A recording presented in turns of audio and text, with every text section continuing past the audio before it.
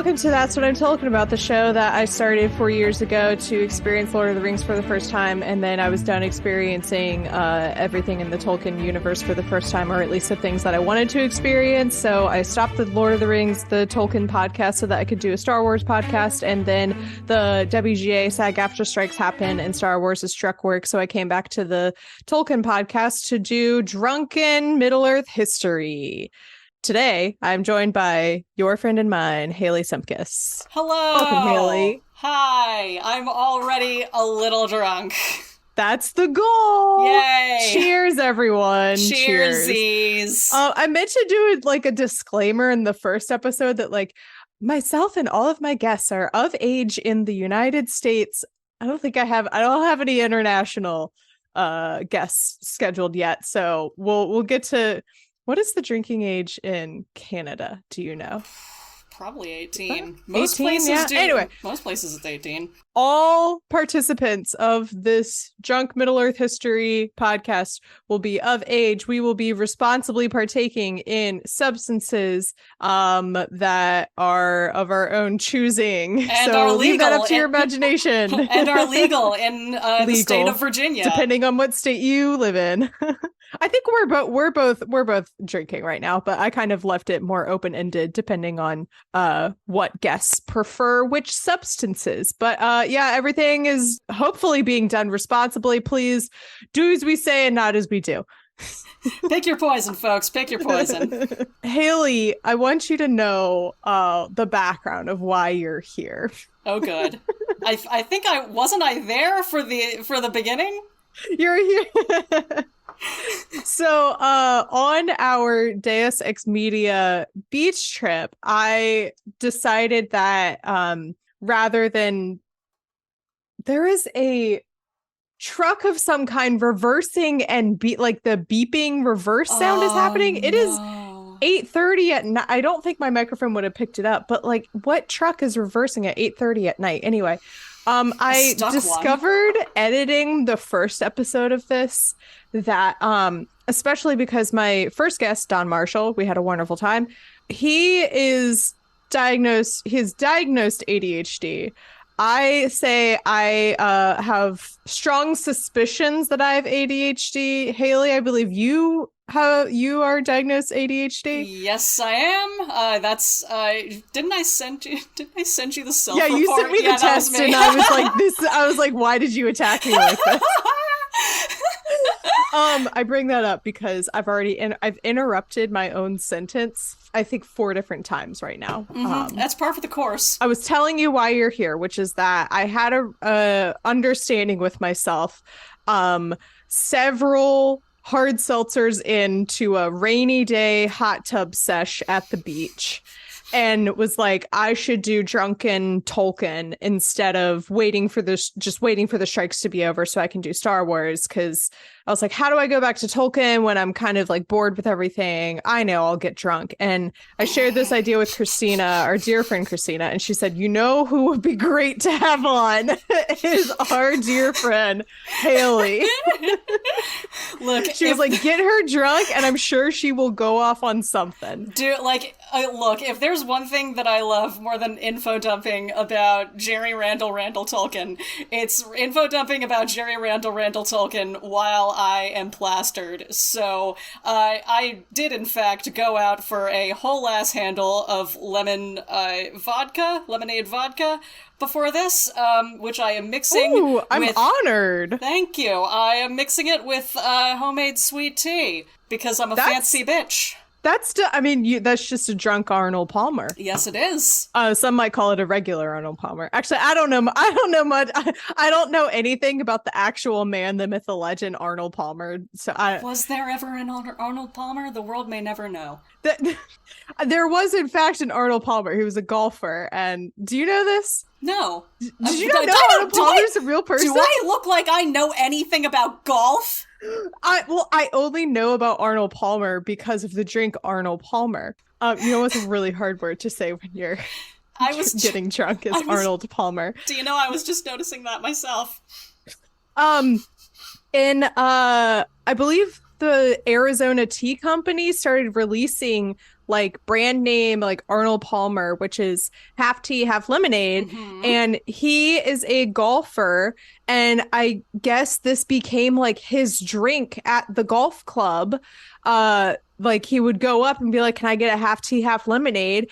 And I guess it like grew in legend from there because I think he became like a very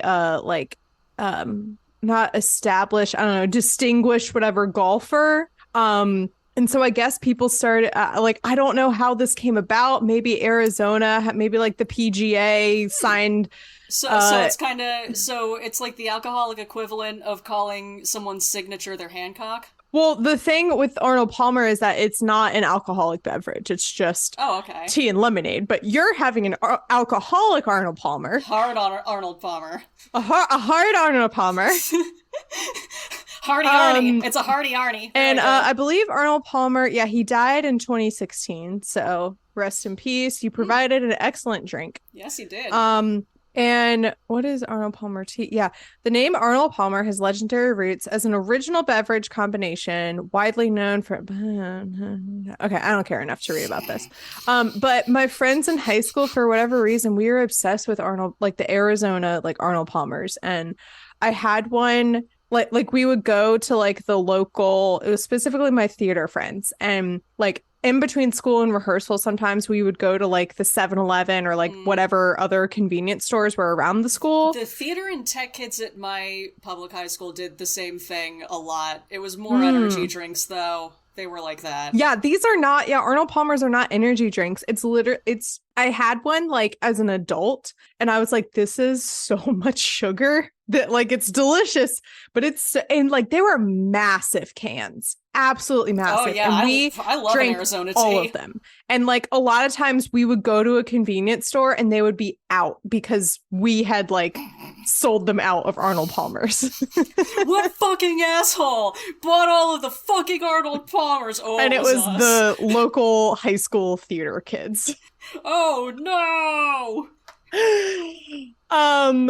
I always try and come up with funny transitions and be like, speaking of golf, there is golf in the Tolkien world in the form of like one of the hobbits. Yeah, it is invents Bilbo's, golf. Yeah, it's Bilbo's like great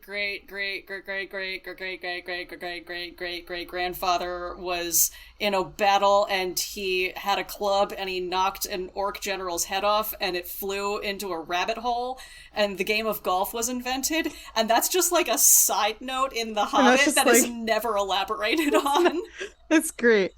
So I reached out to Haley. And I said, do you have any, like, here's a couple ideas of what we could do. I'm pretty open to anything. What, like, speaks to you? And you brought up the Darkening of Valinor. And I was like, that actually seems pretty great because last week we talked about, like, the creation of Arda. So, like, we're still kind of, like, in the beginning times, you know. What is it about the Darkening of Valinor that you were like, I would like to talk about that while drinking? It's a combination of factors.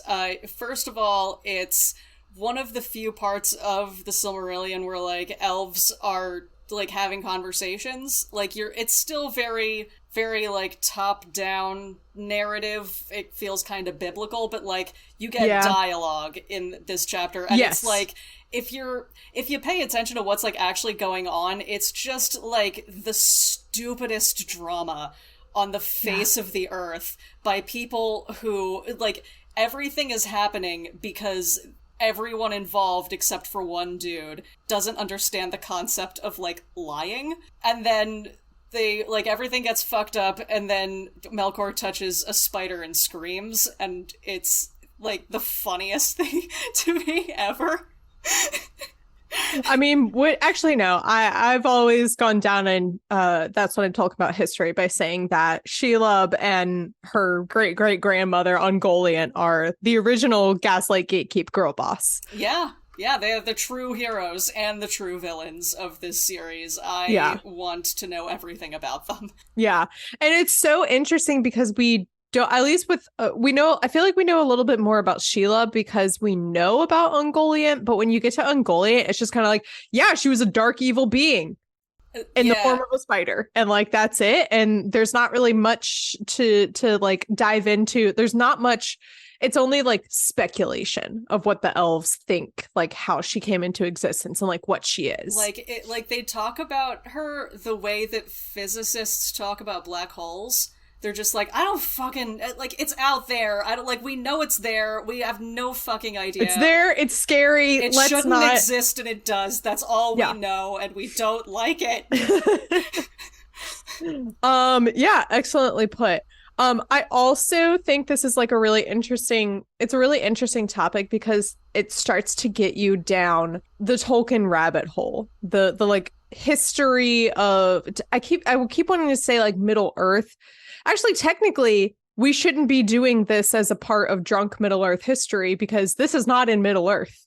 Yeah, This is over in yeah, they're over in fucking Valinor. So Valinor, yeah, on I forget what the name of it's like Arna or something. yeah, like Well, the name of the land that they're on. Whatever. There's Arda is just like means Arda's Middle the Earth, Earth, and then they've got Amon, which is like Amon. That's what I was thinking. I think that's the name of the continent that Who is also the name of the fucking... villain Dude, in the first season of Legend of Korra. The geography of Middle Earth is bullshit. It's bonkers. It's bonkers. Like, there's literally a rainbow bridge in some concepts. Like, he couldn't decide if he wanted the Earth to be flat or not. The man was a mess. So he said both. Yes, yes, he did. Yeah, you start going like down because like the Silmarillion starts out like innocently enough, and it's like, okay, cool, we're talking about the creation of the earth. We have these like gods and goddesses. We have the fallen angel, like Melkor. And it's like, okay, I seem to be following. And then like it kind of starts derailing, and then it's just like absolutely snowballs out of control. And it's like, I've lost track of the story. Like the main thing I think is just that you get so many names really fast. Oh my god! Like you're trucking along, you've got what, like 12 Valar there's not that many, and you can keep track of them pretty easily. And then they start introducing elves, and I don't know if I ever told you the story that I heard about like Tolkien had a bunch of writer friends, and they would like meet up at a pub and read their writing to each other. I think C.S. Lewis was also involved. Yes. And one day I think it was when he was like introducing Galadriel, and one of them sat up and said, "Oh fuck, not another elf." And, yes. Like, yeah, that's kind of how the whole like beginning of the Silmarillion is. It's like, I don't know who these there's people so are. many elves, and there's 100 of them. They all start with F. Yes. They all start with F, and they're all like nephews and cousins and brothers, and it's so confusing. And like the elves are like factioned into. First, they're factioned into two groups, which is the group that stays behind in Middle Earth, and then the group that goes to Valinor. And then they're factioned off further because there's the group that leaves to go to Valinor. And forget, I don't even remember what they're called, but they're just like the best elves because they get to Valinor first, and they're the favorites. And then there's the middle class elves, which is the Noldor, which is what Feanor is. And then the third group, the third class, lower class elves, are the ones that took the longest to get to Valinor, and they were divided up even further because like halfway to their journey, their original leader got distracted by a hot maiden wood nymph, and he got frozen in time for several years. And everyone else apparently just sat down and were like, we'll just wait for him to break out of his dick trance. And some of them were like, should we wait? Or and some of them left. And so it gets absolutely bonkers. And so when you talk about the Darkening of Valinor, so it has to do with the destruction of two specific trees. Okay. Yep. And then it's like, okay, well, to talk about the trees, you have to go back to talk about the lamps. Yeah, and Middle Earth, like early Middle Earth had some serious lighting issues. Like they just could not figure out how to like how to light the place. So they started off with like lighthouses, just like big towers with like light bulbs on top, and then Melkor was just like, "Hey, I'm why you can't have nice things." Literally a cat. Yes, he like knocking them up, over. just like knocking a water bottle and so then like that brings Melkor into the picture, and you have to talk about Melkor. You have to talk about like, well, what are these lamps? How did they get there? Why was he so mad that he knocked them over? I don't think you have to necessarily talk about Feanor and the Silmarils, but like they come up because it's like a side. It's a very relevant like side note to the story, because it's like if you want to understand anything that happens later, then like Feanor and like his just massive like basketball team of children, it just fucks off to do a colonialism and like fine whatever, but like that's they all go to off do to with commit the like and shit. Atrocities against their own kin. yeah well, they pinky promised that no one could steal their shiny rocks, so they gotta and then you gotta get into like what oaths mean to elves, which then kind of spirals into talking about. I still don't really necessarily understand the full meaning of the oath and like everything. I'm just it's because Jurt was obsessed with words. So like the biggest deal ever to the elves. That's very true. Yeah, right. Like the biggest deal ever to the elves was like, holy fuck, we can talk and write and communicate and remember. And then like they just like they overthink the nature of semantics so much to the point that it becomes their religion. And like then it just gets to like, so if you make a promise, and especially if you like make a promise on something like the Valar or Eru, it's God, it's just God, you simply gotta you are compelled by the cosmic forces. You know what, it almost reminds me of how like the Ents and like how the Ents view language, which is that like we like words are our language. It takes so long to say things that like when we say things, we mean it because it has to be worth being said, like Tolkien is like, he's very with a lot of peoples in this world. He's very like intentional about how they view language. Yeah, he's very intentional about language, which is surprising considering how long the books are. Oh my God, that's so like but it's like he's intentional about language, but he's obsessed with it. He's as intentional as Hemingway, but like went the complete opposite direction with it. Just like instead of I'm going to pick the single word that I need for this sentence and no others, he's just like, let me just show off as many words as I can. Behold the opulence of my vocabulary. That's Jurt. Yeah, that's our homeboy Jolkin. Yeah, I'll start off by talking briefly about the lamps, which I just had the realization earlier before when I was like, I say preparing notes, I mean reading my old notes that I wrote like almost a year and a half ago at this point. You trust past Mary Clay that much? I know, right? My past notes include Feanor, bro. Yeah, that's like that's it. That's pretty much like that's a note. That does kind of sum up the chapter. That's just like a general vibe a lot of times for Feanor. I realized that when I think of the lamps of Valinor or Valar, whatever, I just think of here. I'll tilt my screen to show you just the standard like Walmart standing lamp that you get for $10 to put in your college dorm. That's what I think of whenever like the two lamps of Arda or whatever are discussed. I'm like, yeah, the Walmart lamps that every college kid has. Yeah, no, they're just like you can see them in your head right now. They have a 3-way bulb if you're lucky. Right. Like if it's really fucking fancy, like if your mom got it for you, it's got like the attachment with the smaller light. Which I don't know about you. If you had one of those, I never used the smaller one because it was like a spotlight, and I was like, I'm blinded. I did not have one of those. We didn't get one until after I graduated. I desperately want to upgrade from this is not the same lamp that I had from college, by the way. I feel like I should clarify that. That lamp did its thing and is like dead and gone years ago now. But I was moving into, I think this was like 2 apartments ago. I was moving in to a place that had like terrible lighting and it was so dark. And I was like, we just need lamps. We need light. And I was like, this is $10. I'm getting it. And one day I'll get something nice.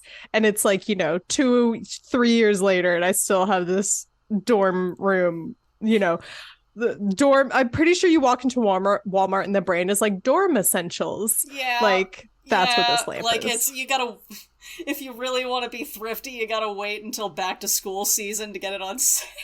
Mm-hmm. Mm-hmm. Mary Clay, I will help you. I love lamps more than anything else in the world. I say that unironically, knowing the meme. I actually, like any movie, Lamp. yes, I do love Lamp. I truly do. I wish you had been on I wish you had been on last week when we did Lord of the Rings because the answer was lamps.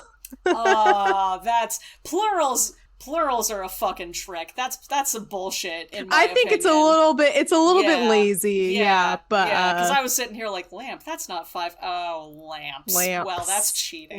Yeah. Well, if you see a standing lamp that looks cool, let me know. By all means, because I like have a problem. Like I just impulsively get pretty lamps, and then I have simply too many. I have more lamps than surfaces, and that's great. Yeah, like it's a good problem to have until I run out of surfaces. Until you no longer have surfaces. Yeah. I believe once previously we joked about how like you saw in your neighbor's living room window that they had a nice lamp and you wanted to like somehow ask like where did you get it? Are you giving it away? It was in the middle of recording. Yeah, and it's a good one, man. I'm still coveting it. It's got a colored glass shade. I love those. Yeah, very cool. So the 2 lamps of the Valar were very cool lamps. A step above the Walmart dorm essentials and then lamp. That punk bitch Melkor, who's just fantasy Satan. He's just fantasy Satan with more of a personality. He's fantasy Satan and he's a fuckboy. Like, just you read between the lines in the Silmarillion, and just the fuckboy vibes are off the charts. And yeah, he broke the fucking lamps, and I'm sure they were super dope, and I'm mad about it. They weren't even real. I'm still mad. And so when he broke the lamps, that's what split. I think originally it was kind of like a Pangea situation. Where like everything was one landmass, and then he knocked the lamps over and it broke the land up, and then that's how like this one part kind of like floated way off over into the west. Is that how plate tectonics works? Yes. Is that evil being knocks over some lamps, and that's how the continent of North and South America split apart from the rest of the world. That makes sense. Yeah. Put that on your next history test, kids. I hope no kids are listening to this. I haven't taken a history test in years. And so then the Valar were like, this isn't what we wanted anymore. They're like, party foul, man. They're like, this is not what we signed up for. We're going to go off to this like part of the world that's been split off over to the sea. And we're going to make that our perfect world. You ever played D&D? You never split the party. Like, there's 2 continents now. We got to pick. We can't split. We got to pick. Yeah. So that's what becomes Valar. And no, that's what becomes Valinor. And it's the same root word. It doesn't matter. And Sure is rolling in his grave right now. The same root word. It doesn't matter. How dare you? If he didn't want me to confuse them, he shouldn't have made them almost the same word. Hey, I'm on your side. So, in like remembrance of the 2 lamps, they make these 2 trees. And also, they still need the lamps were like their way. I feel like all of a sudden I was like, I think I'm yelling. It's drunk Middle Earth history. I'm gonna get a refill really quick. Yes, please go.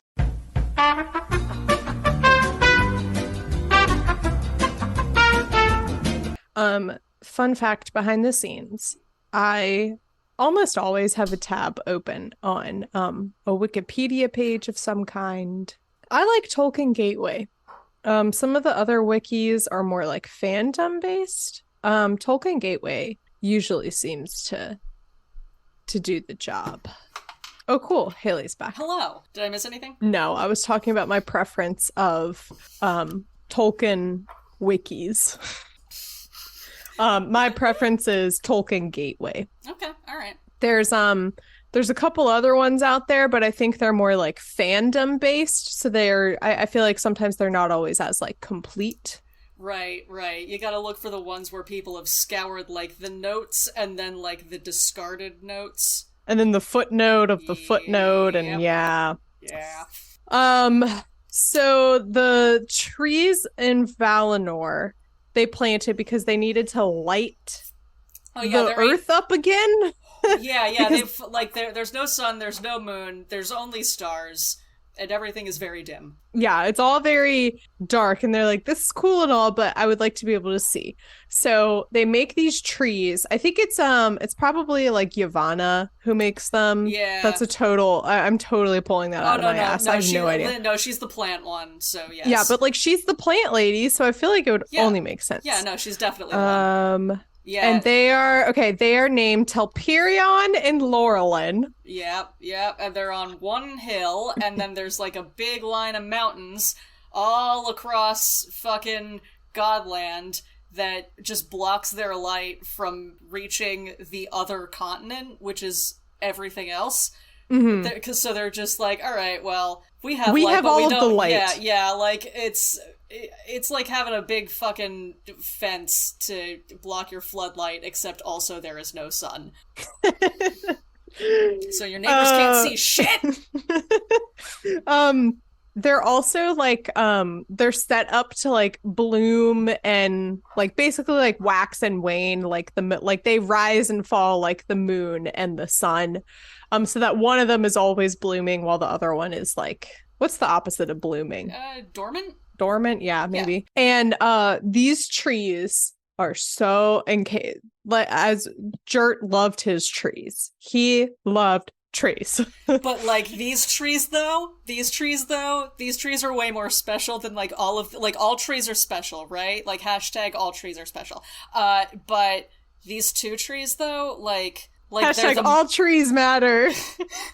But these two like matter the most though because like they're pretty and shiny and light bulbs and possibly kind of like nuclear reactors, but they're the most shiny trees ever. No. It's like how when Chernobyl happened, all the radiation happened, and we didn't know. I say we, like the people at the time weren't sure how that was going to affect, like how dangerous it was until like many years after, where it was like, oh, this was bad. Oh, that's what like, it does. That was dangerous. Oh, okay.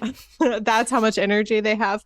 These trees are so fucking important that that's what causes the elves who are existing on the other continent, on the other side of the sea, that's what causes them to journey over to Valinor. Because the Valar pick like 3 of them to like come over and look at the trees, and then these 3, I forget what their names are. Because they're all the fucking same. I think it's like Finwë and Elwë and Olwë. Like it's that's probably it. Yeah, it's like the fucking Three Stooges. Just exactly. Any other? Can we some more consonants at the very least? Yes. And so they like go back to the elves and they're like, hey, these trees are really dope. You guys gotta see it for yourselves. Like trees are our whole thing, but I'm telling you. These trees in particular are amazing. So that's what spurns a bunch of elves to go from like the other land over to the motherland. Gotta go look at those trees. And so meanwhile, okay. So now let's talk about Melkor. Right. Who is he's the Satan allegory. He's the Satan allegory. The fuckboy. It's really interesting because I keep saying like he's loose, like he's the fallen angel because he started out as, I mean, he is a Valar. No, Right. he is an Ainur, whatever. Yeah. He started out as one of these people. He just went bad. And that's, you know, essentially Lucifer. But at the same time, Lucifer was a fallen angel because like Satan was already there. So like at the same time, Melkor is Satan and Lucifer. And then also has his boy toy slash second hand fucking Myron who becomes Sauron. Yes, yeah. Finally, a familiar name. Sauron. Yeah, do you guys know that one? He has nothing to do with this story. I'm pretty sure he doesn't exist at this time. He's literally, like, the way that I think of Melkor and Sauron is, like, Dr. Draken and Shigo from Kim Possible. Like, I feel like that's their dynamic. Absolutely, yes. Oh, I love that. That's so brilliant. Like, so every brilliant. time Sauron comes up, he is just, like, serving in every scene. He is, like, just, he's a werewolf he's lord. like he's like a much more successful version of a super villain in the middle or in the, you know, Tolkien sphere than Melkor was. He has like very strong, like he's a logistician, like he actually plans stuff and like has ideas, and Melkor is just like a chaos god who does chaos, and that means fucking shit up. Like that's why he's the cat of the gods. He just knocks stuff off shelves. He just does that for fun. It's his compulsion. So Melkor, at one point he was like put in prison, and then they take him out of prison, and he's like, I'm good now, I promise. And they have no concept of lying. And Manwë, just like you were talking about how like language and vows and promises is like so important to them that they're like, oh yeah, of course, I believe you. Yeah. Well, he said it, so surely. Yeah, he's like, I'm good now, I swear. And Manwë, the king, Valar, god person, is like, sure. Sounds, I believe it. Good enough for me. And also, he and Melkor are like twinsies, like brothers. Like all of the Ainur are they just materialized because God said so. But like those two, like God just conceptualized them as brothers. Yeah. So, which is even funny that like why would again? Yeah, I guess they just don't have like the concept of lying. Yeah. That's why most shit and like the concept goes wrong. Of like deceit. Yeah, like the more people develop the concept of lying, the more things go to shit throughout the Silmarillion. Yeah. So then Melkor, he gets out of prison, and he at this point the elves are over in Valinor, and the middle class elves, the Noldor, are Feanor. No. Yeah. Has he created the Silmarils at this point? I think he's created the Silmarils. No. Yeah. Well, like they live there. Yes, he's created the Silmarils at this point. Yeah. He's like Feanor is like the golden child of the Noldor. And Melkor, I just will forever believe this. Melkor and Feanor it's the enemies to lovers track that we never got. Thank you. Yeah, no, there's a lot of fanfic out there along these lines. Like there's strong heated fling energy between these two. Like the polarization of like love-hate going on where like everything in the text is like Feanor hates this guy, but then like also listens to him and also is severely influenced by him and also let him into his house. Like it just both of them I think were like, oh yeah, keep your friends close, but your enemies closer. And they both just adopted that policy. And they're like, I'm going to get to know Feanor. I'm going to get to know Melkor real well. And we're going to be BFFs. We're just two dudes chilling in a hot tub 5 feet apart because we're not gay. And at one point, so Feanor, the golden child, elf boy, makes the Silmarils, which are like gems created in the image, in the like trying to capture the light of these trees. Yeah, like it's like his So his dad is like the elf king, like one of the couple of elf kings, and Yes, like his dad is one of the original elves he's the that only led a group over. he's the only elf to ever have a step parent. Cause Oh, that's so true. his Because his mom like gave elves birth simply to him and was like, "This was too much. I'm done." Elves simply do not die, but his mom was just like, "You are literally such a drama queen that I have been As drained." an infant, Yeah, as a newborn, she was like, "That was too much. I just need to take I'm a done. nap forever. I'm gonna go die and then now." she did. Like, I love bringing it up. There's a quote. It's the character Gina Linetti from Brooklyn Nine-Nine, and she's like, they're like at this dinner party, yes, I know and the one you're she's talking like about. impressing all of these It's not impressing. It's psychiatrists, like they're all surrounding Yes, her, like, psychiatrists, my God. and like psychologists and stuff. And she's just like, she's not even like putting on a performance. She's just like saying things that are natural for her. And one of the things she says is like, my mother cried when I was born because she knew she could never be better than me. And that is Feanor. That is Feanor. And then his dad remarried and had new kids, and he never got over it.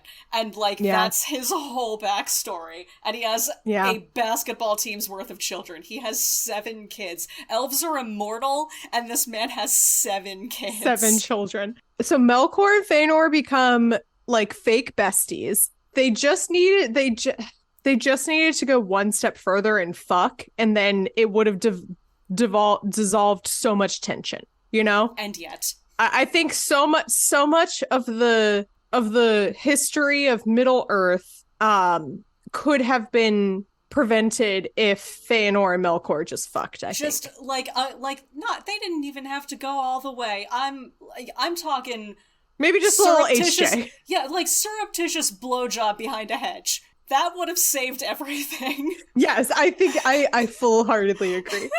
So he makes these shiny rocks because maybe he makes one these day shiny everything rocks. will go to shit and we should still have some of the light of these trees. I don't even think he makes them. I think he makes them because he becomes so full of himself that he's like, I want to create the light of the trees of Valinor for myself. Yeah, that's also part of it. Yeah, definitely. And he's like, I want to prove that I did something so insane and amazing. And so Melkor becomes like jealous of this. He starts just like starting drama in the Noldor. It's so much sketchy. drama. Like, it's the stupidest thing. Like, this is It's another so funny. fucking thing of they have no concept of lying. So they're just it's like Elf and Melkor's QAnon. like, I heard that your brother, your half-brother, Fingolfin, wants to fight you. Yeah, and like you already don't like him or his brother who's also your brother because of the whole stepmom thing that you never got over because you're the only elf with a stepmom. But, you know, that's none of my business, though. I just heard it from a guy who heard it from a guy who heard it from a chat room. Like one of the forums on Reddit that I just shouldn't talk about. You know the ones. Yeah, someone on TikTok said that some of your brothers want to fight you. And Feanor, like, it starts all this drama, and long story short, Feanor ends up being exiled, and his dad, who's like the king of this group of elves, is like, I love my son so much that like I am going to step down as my like position of the leader of this group of elves, and I will go into exile with him. Yeah, like because while one of my sons is in exile, that is like it would be like shame on me if I like continued to live my life of luxury while he was in exile. Which, like, this didn't have to be that big of a deal. It's so like, dramatic. Even, like, it's so dramatic for no reason. Because fucking, like, while all of the rumors were being spread to, like, to Feanor about, like, hey, your bitch-ass brothers are gonna try to, like, take your dad's throne, what you gonna do about it? They were also getting rumors from fucking Melkor that, like, second, third, fourth hand that, like, oh, your shitty older brother that always hated you is gonna try to stamp you and your kids out of the line entirely. You guys better, like, arm up or something. You guys ain't getting nothing in the will. Oh, you don't know what weapons are? Oh, buddy, you gotta start making weapons. So now they're all secretly making weapons behind each other's backs. Yeah. And then, like, threatening each other with the weapons. And meanwhile, Melkor is just that gif of Michael Jackson in the Thriller video sitting there eating popcorn. He's like, this is great. This is going exactly according. He's crunk. Oh yeah, it's all coming together. And like they get to a point of just like actually openly fighting each other, and the Valar deadass look Feanor in his face, and they're like, you go into the hills for 12 years, it's just 12 years, they're immortal, and think about what you did. That is exactly what they tell him. And you know what, I never thought about the fact that, so he gets exiled for 12 years. I never thought about the fact that they're immortal, and that's almost nothing. Yeah. That's nothing. That's a timeout. Yeah, like that's dead as a timeout. It's like they straight up tell him, like, go and like take counsel of yourself and think about who and what you are. That's fancy Middle-earth speak for go sit in the corner and think about what you did. Yeah. Okay, so all of that, we're 50 minutes in.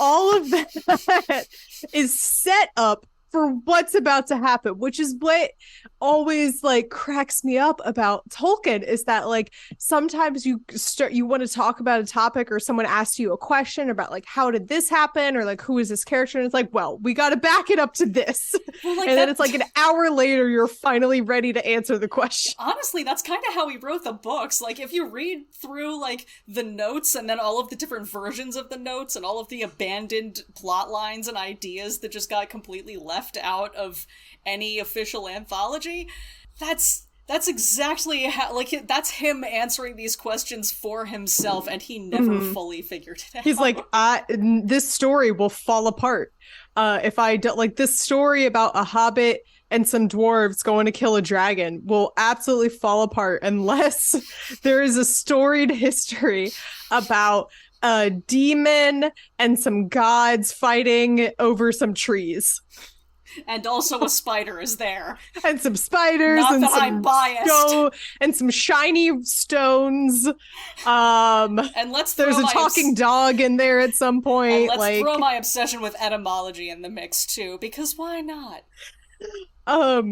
So Melkor, he started all this drama in the Noldor, and then he fucked off, and he was like, I've done my job here, I'm getting out of here. Yeah, before the Valar they were like, it out. hey, well, like, they did figure out, they were like, hey, wait a fucking minute. They're like, wait a minute. And they're like, Tulkas, go kick his ass, because P.S., there's a god whose entire job is to kick Melkor's ass. I love him so much. That's the whole reason he's there. He doesn't have to be there. The whole reason he's there is to kick this one guy's ass.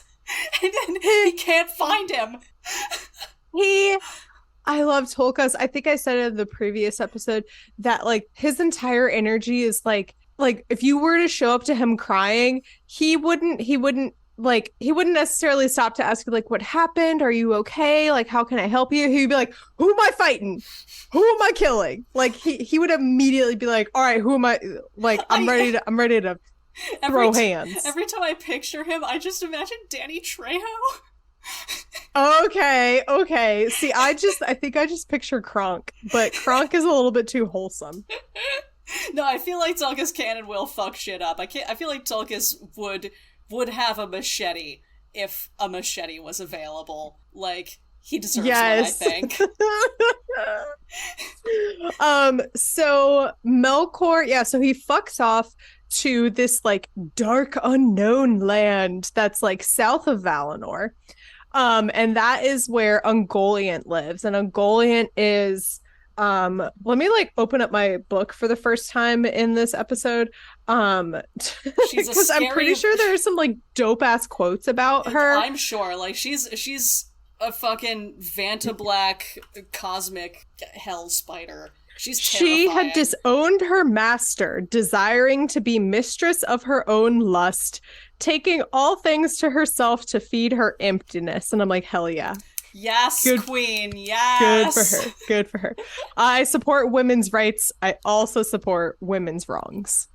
Mostly Um, women's wrongs. yeah. So Melkor teams up with Ungoliant and they are just gonna wreak havoc on Valinor and they plan their attack. It's during this party. They're having a party that's like supposed to signify what would be like our equivalent of like the start of spring. Yeah, But like well, like, because it's Tolkien, he can't just, like, there can't just be a festival for no reason. it can't just be like because, seasons. No, it because, can't just be like no, because here's the thing, MC, here's the thing. I already determined in my expansive philosophical bullshit that this is paradise heaven type thing, so they don't have seasons. Yes, So exactly. now we need to come up with a new type of seasonal cycle, yearly cycle, what the fuck ever, to give people something to look forward to so they can dress up and have costume parties throughout the year. So here, let me take half a page to explain that.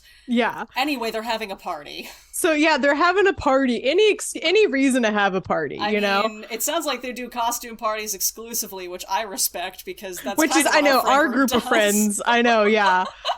Side like one of my I think it was probably like my destiny to join this group of friends where every party we have at Christina's house is a theme costume party because like I mean like I'm a theater kid, you know, like I love playing dress up. It's fun. And like as an adult, really the only time you get to do that is for like Halloween and stuff. So it's really fun like in February to be like, we're having a musical theater themed party. And I came dressed as a newsie. And specifically, I came dressed as Crutchy because I had a medical boot on one of my feet from a surgery.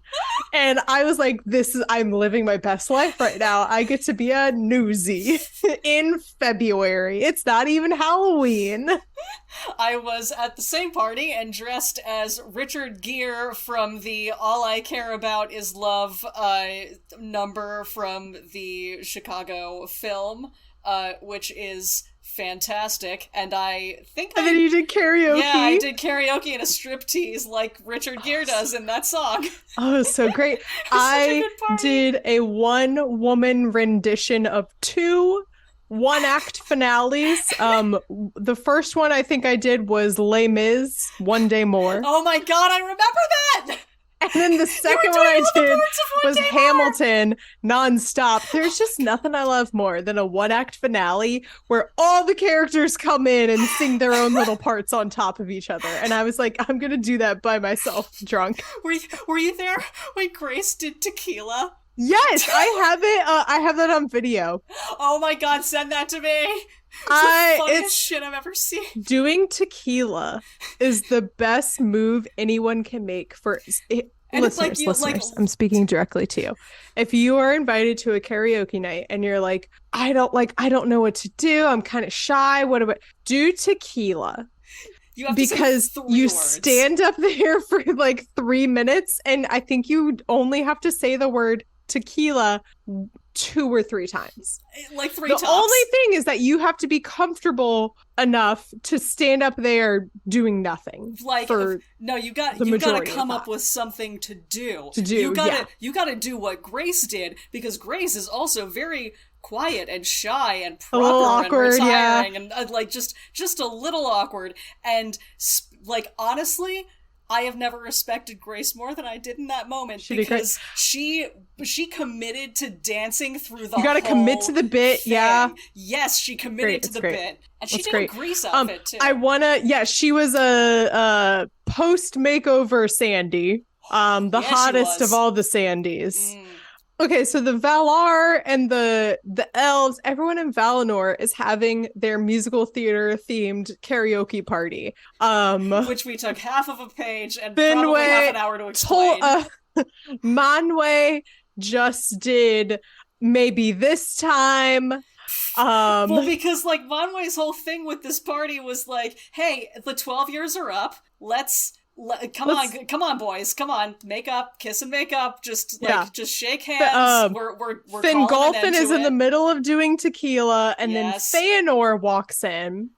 For whatever reason, his dad Finwë is like I'm going to stay home. I feel like my time is done. I'm going to stay home. You go to the party. And Feanor's not even in costume. He doesn't show up in costume. And the translation of that in this universe is that he does not show up with the Silmarils. People thought that like, oh, maybe he'll show up wearing like the Silmarils and a crown or whatever. And basically he was really salty and was like, I'm gonna deny these people the like visual of the Silmarils. I'm gonna deny them the light of the trees from the Silmarils, and I'm gonna keep them at home for myself. Petty bitch. Yes, very petty. So this whole party is going on, and then this is where we get to the actual plot of the Darkening of Valinor, which could be summed up in a sentence, which is that Ungoliant and Melkor go to the trees, and Ungoliant just like latches onto them, and her darkness spreads, and they destroy the trees of Valinor. Dun, dun, dun! It's like, growing up, did you have like in your neighborhood, like maybe like a set of woods or a forest or even just like one particular tree dude, that like was there forever? Did you ever have to witness it being cut down, or like development coming in and chopping down like a whole area of woods to build more houses for the neighborhood? Dude, okay, so when I lived in Alabama, there was a 4-year stint that I lived in Alabama, and it was awful and I hated it. It's the worst place in the world. I lived in a place called Redstone, and it's called that Way to alienate the Alabamians listening. Do not care, because either if you like living in Alabama, you're not listening to this podcast. Probably.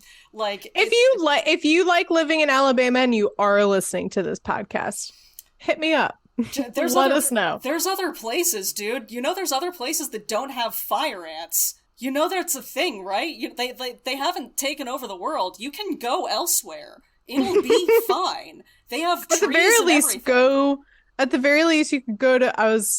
I'm too much like Tolkien now, because I was going to say at the very least go to Georgia because they have cool trees.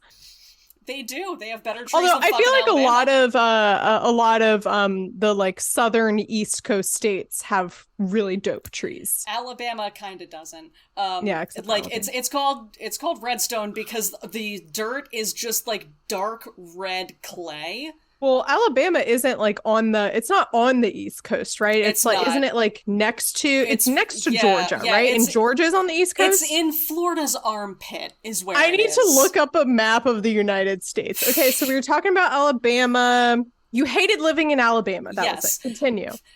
So like there was a playground in the neighborhood where I lived that was like the one bright spot, because like the playground was fine, but it backed up to like this little hedgerow of trees, and then beyond that was this beautiful idyllic meadow that was scattered with these little pine trees, and my friends and I would run out there and we would play around in the tall grass, and we would climb the trees, and we had a little secret clubhouse. There was a little creek that ran through the trees, and it was great.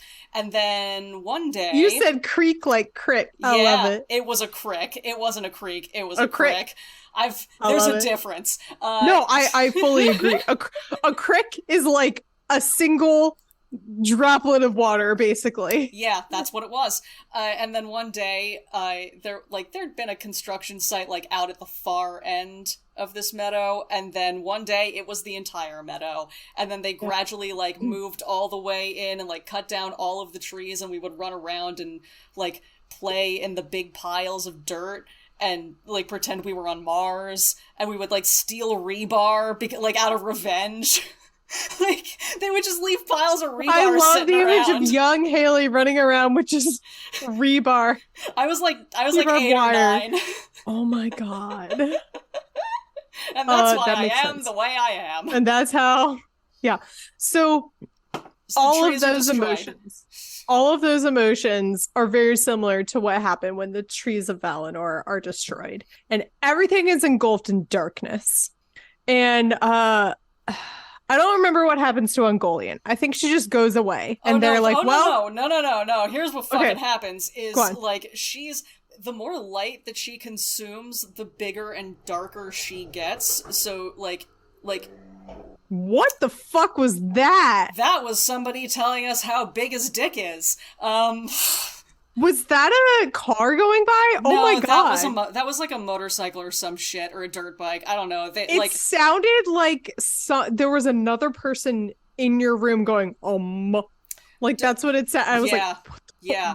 Ghost I is live over on there. the third floor. No, there's a lot of street racing down my street at night, especially like Thursdays, Fridays, Saturdays. Somebody could straight up like shoot an AK-47 into the side of my building, and it wouldn't even register because I'm so used to the backfiring.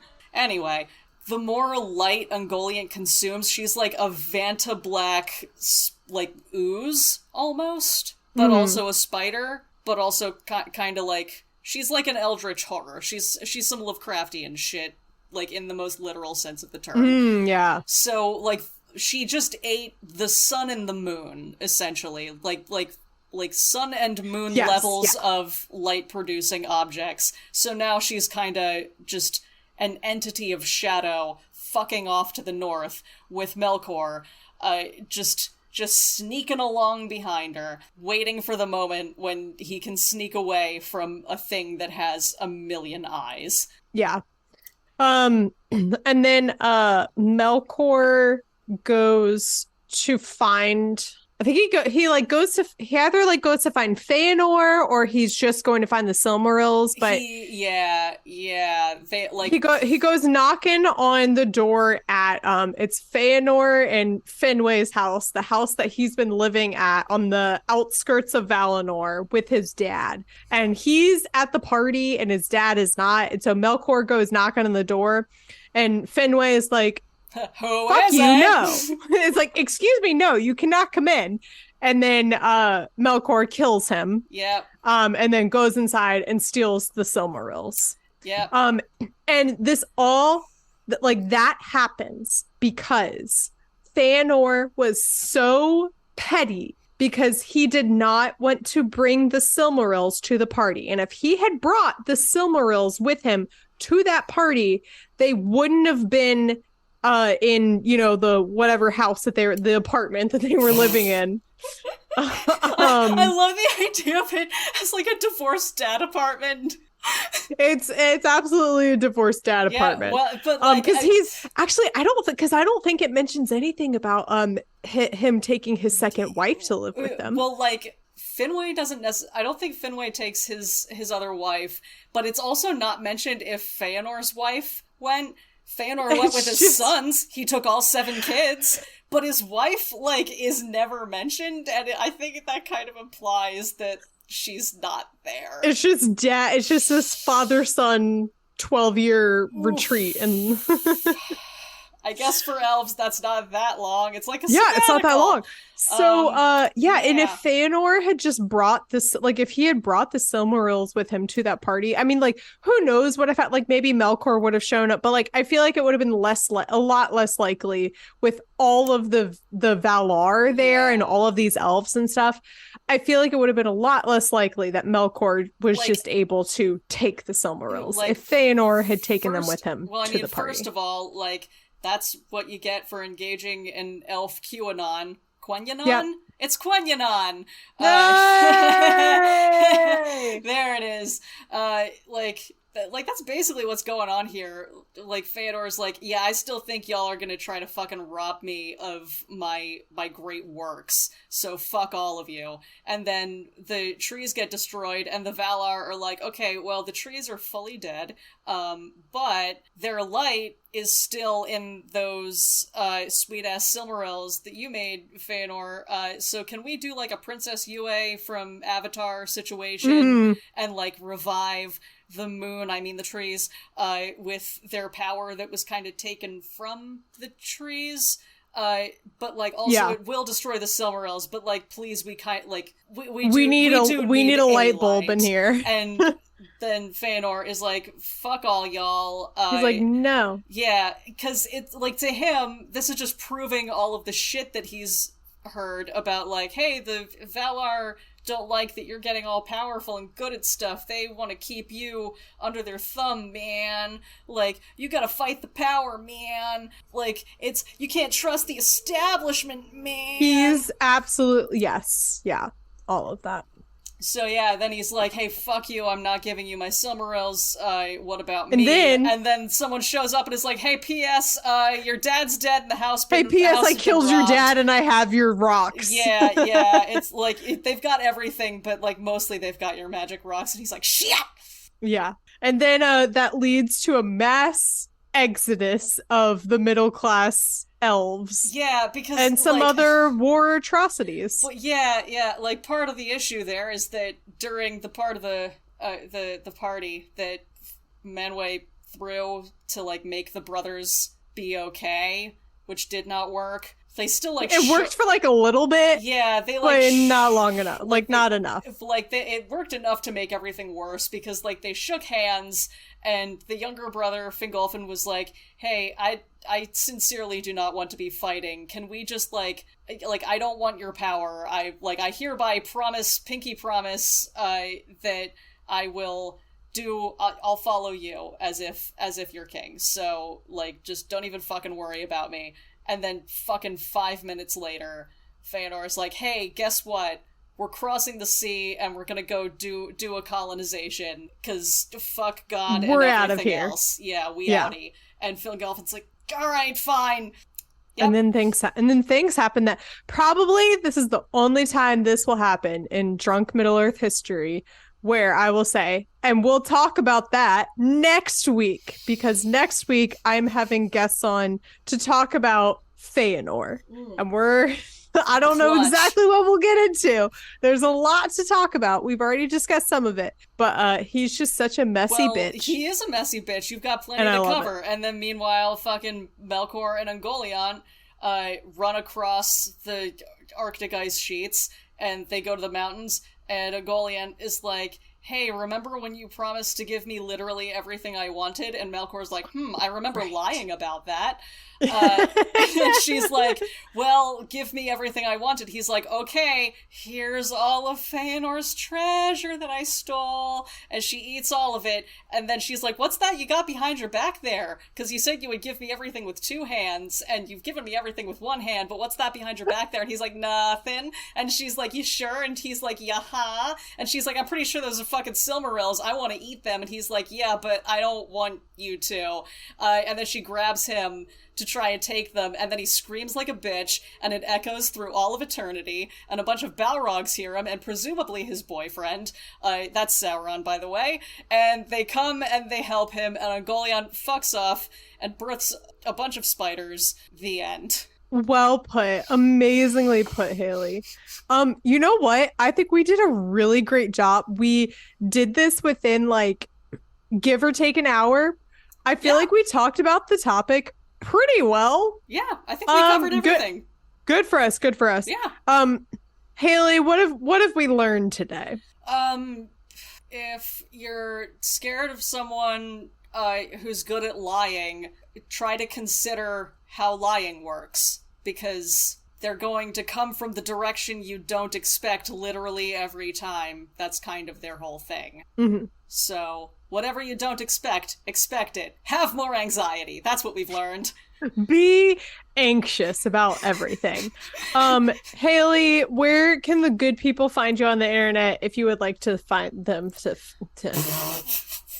if you want them to find you? I can be found nowhere on the internet under my own name, but one day maybe you will come across me somewhere in the wilds, and we will meet and not even know it. You do periodically exist on the podcast, the restricted section. Oh, right. Yes. If you want to hear so I'll plug that for you. Ever so slightly more sober and speaking ever so slightly more intelligently about literary analysis, about a much worse franchise. Well, it's easier. I could be much smarter about... A lot simpler to talk about, but like... I could be way smarter about a dumber book. Yeah. It's the restricted section where an explicitly pro trans rights Harry Potter literary analysis and criticism podcast / slander, also that. And I'm there sometimes. There we go. Amazingly well put. Just a few things before we go. The first is that as you are listening to this, I will be streaming tonight at 8 p.m. Eastern Standard Time on twitch.tv/MCWhatsUp. There's a link in the episode description. I am going to try and stream most Tuesdays, I'll say. Most Tuesdays, because next week I have some potential scheduling things. But I really enjoyed the first stream that I did last week. It was very fun. Unfortunately, it was not Lord of the Rings Online like I originally wanted to do, but I found a very fun alternative that just has absolutely nothing to do with Tolkien and Lord of the Rings. It's called Death and Taxes, and you play as the Grim Reaper in an office job, deciding who lives and who dies, and there are consequences based on those actions, and it's actually a whole lot of fun. So please pop in, say hi, say something in the chat. It was very fun, and so I definitely want to do more of those in the future. Again, that'll be twitch.tv/MCWhatsUp. And definitely make sure to follow at Tolkien About Pod on social media in case there are changes to that schedule, and then you will stay up to date on that. And the other thing I want to tell you is that you can become a patron by going to patreon.com/TolkienAboutPod. I've kind of refreshed the tiers and the perks a little bit, so take a look at those, see what interests you. But in particular, I want to highlight the 11sies tier, which is for bonus content. Now, the 11sies tier is a bit of a misnomer because it's actually just $5 a month. So you'll get access to bonus content such as unedited episodes, the complete raw audio of Drunk Middle-earth history, so everything you'll hear that doesn't make it into the final cut. And those are also posted a week in advance, so you'll get to hear the episodes before anyone else. And you'll also get to watch us play Lord of the Rings. I had a fun time doing that with Dawn, and it was a very spur-of-the-moment thing, and I decided to make that a thing that I do with all of my guests. So that is exclusive Patreon content. We all play Lord of the Rings. Haley and I played it. She had a really good word that she suggested that I was like, ooh, that'll get us some good letters. And it did. So all of that is on patreon.com/TolkienAboutPod. And, even if you just visit the page and look at it, I appreciate that support in and of itself. So thank you. I don't know how to close this out. I guess you can follow the podcast on social media at TolkienAboutPod on Threads and Instagram, and I'm on TikTok at MCWhatsUp. There will theoretically be funny clips being posted from this week's episode on TikTok. Maybe I'm editing. Maybe in the course of editing it, I'm like, nope, this isn't TikTok worthy. So who knows? And until next time, go water your plants.